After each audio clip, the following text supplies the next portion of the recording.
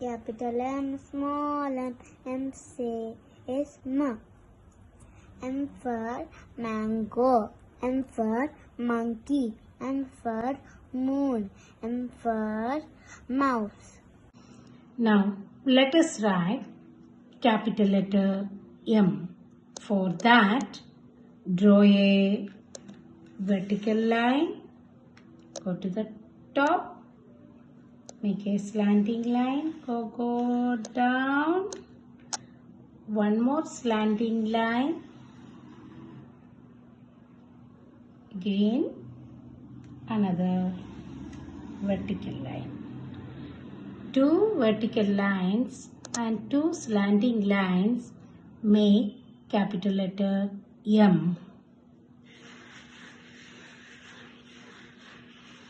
Next, small letter M.